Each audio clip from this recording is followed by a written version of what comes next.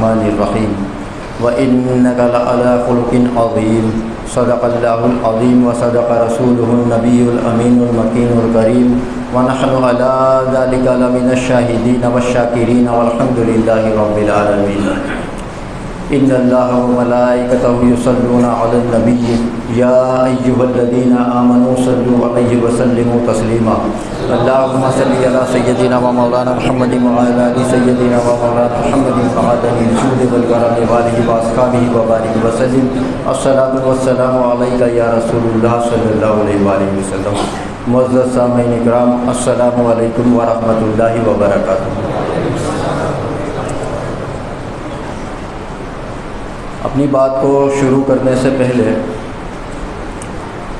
میں آپ لوگوں سے یہ گزارش کرنا چاہتا ہوں، یہ بتانا چاہتا ہوں کہ میں یہاں کھڑے ہو کے جن باتوں پر بیان کرتا ہوں،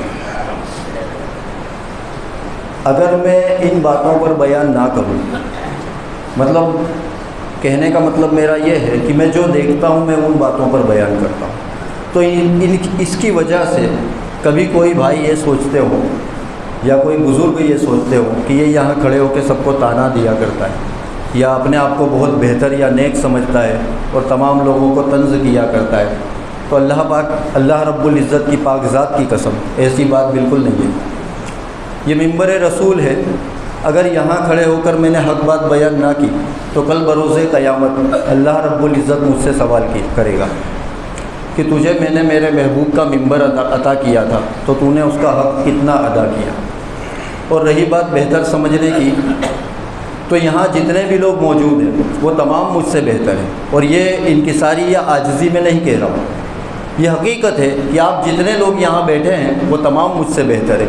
جو عمر میں مجھ سے چھوٹے ہیں وہ اس لیے مجھ سے بہتر ہیں کیونکہ ان کی عمریں کم ہیں تو انہوں نے گناہ مجھ سے کم کیے ہیں، کیونکہ میری عمر زیادہ ہے تو میں نے گناہ زیادہ کیے، اور جو مجھ سے عمر میں بڑے ہیں وہ اس لیے مجھ سے بہتر ہیں کہ ان کو عمر زیادہ ملی تو انہوں نے نیکیاں مجھ سے زیادہ کی، اس لیے وہ مجھ سے نیکیوں میں بہتر ہیں۔ تو میرا کہنے کا مقصد صرف یہ ہوتا ہے کہ اگر میں بھی وہ باتیں نہ کروں گا تو کون بتائے گا، کون کہے گا؟ اور ایسا نہیں ہے کہ آپ لوگ نہیں جانتے، میں صرف آپ لوگوں کو ریمائنڈ کراتا ہوں، میں ان باتوں پر بات کرتا ہوں جو ہمارے ارد گرد آس پاس چاروں طرف پھیلی ہوئی ہیں۔ بہت بڑی باتیں میں نہیں کرتا، چھوٹی چھوٹی باتوں پر بیان کرتا ہوں، لیکن اس سے کوئی بھی بھائی، کوئی بھی بزرگ، کوئی یہ نہ سمجھ لینا کہ میں یہاں کھڑے ہو کے طنز کرتا ہوں، بالکل بھی نہیں۔ آپ تمام لوگ مجھ سے بہت بہتر ہیں، بہترین لوگ ہیں۔ اب بات کو شروع کرتے ہیں۔ اللہ رب العزت قرآن شریف میں فرماتا ہے اپنے محبوب صلی اللہ علیہ وآلہ وسلم کے تعلق سے کہ محبوب، ہم نے تمہیں بہترین اخلاق پر فائز کیا، بہترین اخلاق عطا کیے۔ اب ہم اس نبی صلی اللہ علیہ وآلہ وسلم کے امتی ہیں جن کی شان قرآن بیان کر رہا ہے، قرآن جن کے اخلاق کے بارے میں بیان کر رہا ہے کہ ان کا اخلاق سب سے بلند و بالا ہے، تو ہم اس نبی کا کلمہ پڑھنے والے ہیں، تو ہمارے اخلاق کیسے ہونے چاہیے؟ ہمارے اخلاق کیسے ہونے چاہیے؟ ایک مرتبہ آقا صلی اللہ علیہ وآلہ وسلم نے فرمایا کہ میزان عمل میزان اس ترازو کا نام ہے جس میں نیکی اور بدی تولی جائے گی۔ پہلے آپ اس کی کیپیسٹی سمجھ لیجئے، کیپیسٹی ہوتی ہے نا اس کی، وہ کتنا تول سکتا ہے، کتنا بڑا وہ ترازو ہے۔ آقا صلی اللہ علیہ وسلم نے فرمایا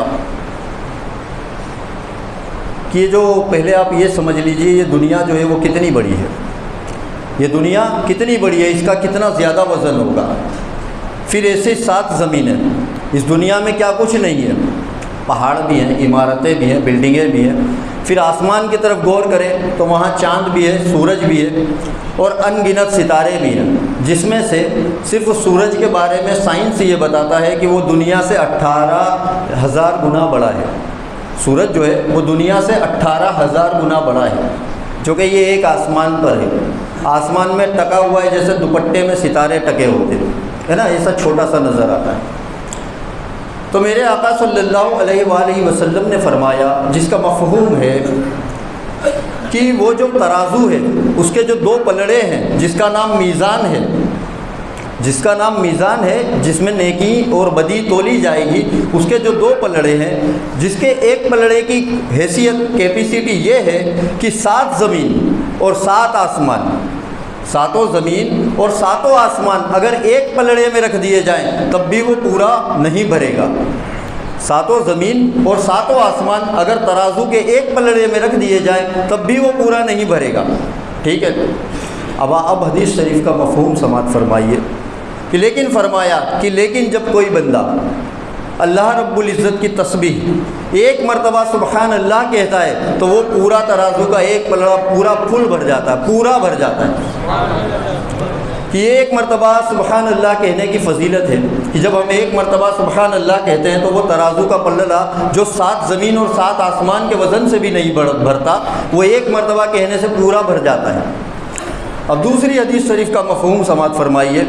آقا صلی اللہ علیہ وسلم نے فرمایا اسی ترازو کے تعلق سے کہ جو میزان عمل کا ترازو ہے اس میں جتنی بھی نیکیاں تولی جائیں گی، یہ تو صرف سبحان اللہ کی ایک تسبیح کا وزن میں نے بتایا کہ ایک بار پڑھنے سے وہ ترازو پورا بھر جائے گا، لیکن آقا صلی اللہ علیہ وسلم بیان فرما رہے ہیں کہ میزان عمل میں جو نیکیاں تولی جائیں گی ان میں جو سب سے زیادہ بھاری نیکی ہے وہ حسن اخلاق ہے، وہ حسن اخلاق ہے۔ مطلب آپ اندازہ لگائیے کہ حسن اخلاق کا جو ثواب ہے وہ کس قدر زیادہ ہے۔ ابھی پچھلے ہفتے میں نے بیان کیا تھا تو میں نے ایک واقعہ بیان کیا تھا کہ یہ مسلمان کی دکان تھی اور سامنے یہودی کی دکان تھی۔ اس طرح کے بہت سے واقعات ہیں جس میں مسلمانوں نے اپنے اخلاق کے ذریعے لوگوں کو اسلام کی طرف مائل کیا اور لوگوں نے کلمہ پڑھا اور اسلام میں داخل ہو گئے۔ تو میں نے بہت غور کیا کہ جو وہ دور تھا صحابہ کرام کا، مسلمان دنیا میں بہت تھوڑے تھے اور دشمنی جو مسلمانوں سے آج ہے اس کے مقابلے اس زمانے میں کئی گنا زیادہ تھی۔ ابھی تو کم دشمنی ہے کیونکہ ابھی مسلمان بہت زیادہ ہیں، اور ابھی کی جو پیڑھی ہے جو غیر قوم ہے وہ بھی پڑھی لکھی ہے، لیکن اس زمانے کے تمام لوگ جاہل تھے، زیادہ تر جاہلیت پھیلی ہوئی تھی، لیکن اس زمانے میں لوگ کلمہ پڑھ لیتے تھے۔ ایک بار میں پوری مجلس کلمہ پڑھتی تھی اور مسلمان ہو جاتی تھی۔ لیکن آج ایسا کیوں ہے کہ آج کوئی کلمہ نہیں پڑھتا؟ آج ہمارے ساتھ اٹھنے بیٹھنے والے، ہمارے ساتھ جینے والے، ہمارے ساتھ جو بزنس کر رہے ہیں، ویپار کر رہے ہیں، وہ تمام بھی تو غیر مسلم ہیں۔ اگر صحابہ کرام رضی اللہ تعالیٰ عنہ اجمعین کو ایسا موقع ملتا تو وہ روز کتنے ہی غیر مسلموں کو مسلمان بناتے نا۔ لیکن آج ہمارا کردار ایسا ہے، یہ سمجھ لیجئے اللہ رب العزت قرآن شریف میں فرماتا ہے کہ تم بہترین امت ہو، تم بہترین امت ہو ان میں جو تم میں ظاہر ہو، کیونکہ تم نیکی کا حکم دیتے ہو اور برائی سے منع کرتے ہو۔ تو اللہ رب العزت نے بہترین ہم کو کہا، ہمیں امام بنا دیا، تو اس کے سامنے ایک شرط بتائی کہ کیوں بہترین ہے، کیونکہ ہم نیکی کا حکم دیتے ہیں اور برائی سے روکتے ہیں۔ لیکن آپ صحابہ اکرام رضی اللہ تعالیٰ عنہ کی زندگی پہ غور کریں گے تو انہوں نے بہت کم مرتبہ کسی یہودی کے پاس کھڑے ہو کے اسے اسلام کی دعوت دی ہے۔ وہ اپنا کردار ایسا پیش کرتے تھے، وہ پورا اسلام خود کے کردار میں انہوں نے اتارا ہوا تھا، انہیں دیکھ کر لوگ کلمہ پڑھ لیتے تھے۔ تو مطلب اللہ رب العزت نے یہ کہہ کر کہ تم بہترین امت ہو، ہمیں ایک ڈیوٹی لگا دی۔ اب مسلمان کو آپ ایسے سمجھ لو کہ مسلمان 24 گھنٹے ڈیوٹی پر ہے۔ مسلمان کی ڈیوٹی کیا ہے کہ وہ دین کی تبلیغ کرے۔ ضروری نہیں ہے کہ وہ ہر کسی کو جا کے قرآن سنائے یا حدیث شریف سنائے، وہ اپنا کردار ایسا بنائے کہ وہ جب کام کر رہا ہے تب بھی وہ مسلمان ہے، وہ بیٹھا ہوا ہے تب بھی مسلمان ہے، کسی کے ساتھ دھندا کر رہا ہے تب بھی مسلمان ہے، یہاں تک کہ جب وہ سوتا ہے تب بھی وہ مسلمان ہوتا ہے کہ اس کے سونے سے بھی لوگوں کو سیکھ ملے، عبرت ملے۔ لیکن آج ہم نے ان ساری چیزوں کو چھوڑ دیا۔ دیکھیے ایک واقعہ بیان کرتا ہوں، اسے سماعت فرمائیے، اس سے کچھ سیکھنے کی کوشش کیجیے۔ ایک یہودی تھا، مسلمانوں سے بہت زیادہ نفرت رکھا کرتا تھا، گھر میں بھی بیٹھتا تھا، دکان پہ جاتا تھا تو وہاں بیٹھ کے مسلمانوں کے خلاف کوئی نہ کوئی پلاننگ کیا کرتا تھا، گھر میں بھی آتا تھا تو اپنے بیوی بچوں کے سامنے مسلمانوں کے خلاف بیان بازی کیا کرتا تھا۔ ایک وقت آیا کہ اس کے اوپر بہت ہی زیادہ تنگ دستی اور غریبی اسے آ کے پکڑ لی۔ اب اس کے پاس کچھ بھی نہ بچا، دھیمے دھیمے اس کے حالات ایسے بگڑے کہ اس کے پاس کچھ بھی نہ بچا۔ اب ان کے پاس ایک گھوڑا تھا، اور مسلمان جو صحابہ تھے وہ بھی اسے جانتے تھے کہ یہ ہماری بڑی ہی اس میں رہتا ہے، دشمنی میں رہتا ہے ہم سے۔ اب ان کے پریوار کے پاس، اس یہودی کے پاس صرف